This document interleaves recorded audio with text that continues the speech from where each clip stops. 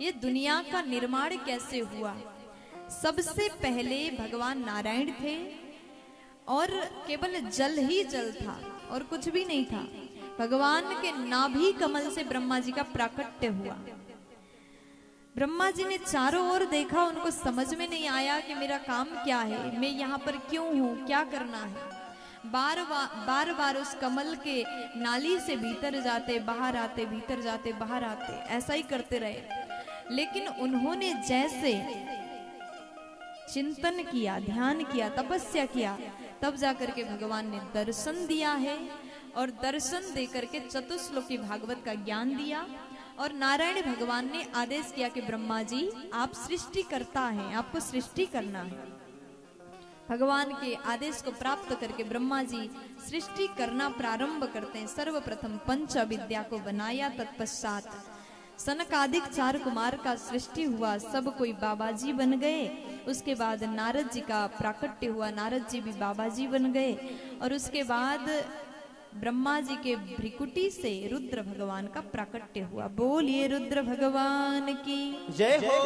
अब ये रोते रोते पैदा हुए और उसके बाद ब्रह्मा जी बोले आप सृष्टि करिए। तो उन्होंने भूत प्रेत को बनाया।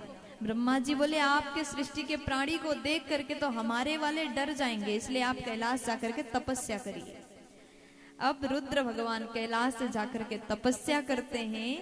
तत्पश्चात यहाँ ब्रह्मा जी के शरीर के 2 भाग से स्त्री पुरुष का जोड़ा प्रकट हुआ, जिनका नाम है मनु शतरूपा। मनु महाराज और शतरूपा महारानी जैसे प्रकट हुए, ब्रह्मा जी ने आदेश किया आप लोग अब मनुष्य सृष्टि प्रारंभ करिए। ये संसार के सर्वप्रथम मनुष्य हैं, मनु शतरूपा, ये मनुष्य हैं और इनके द्वारा मानव सृष्टि आगे बढ़ा है।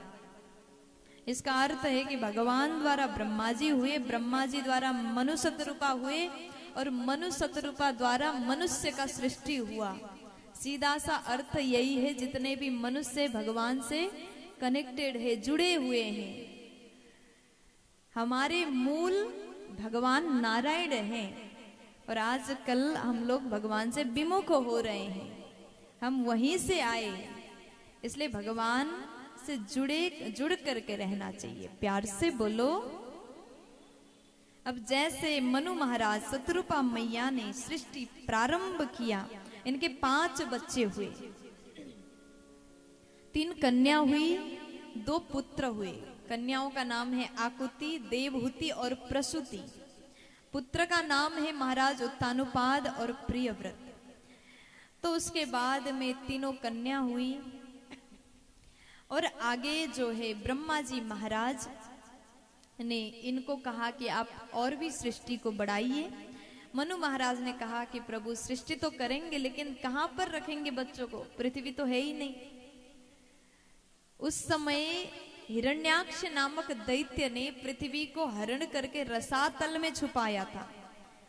ब्रह्मा जी ने जैसे सुना पृथ्वी नहीं है, बच्चों को कहां रखेंगे, तो उसके बाद ब्रह्मा जी को छींक आती है। छींक के माध्यम से नासिका से बराह शिशु प्रकट हो गया। साक्षात भगवान ने बराह रूप धारण कर लिया।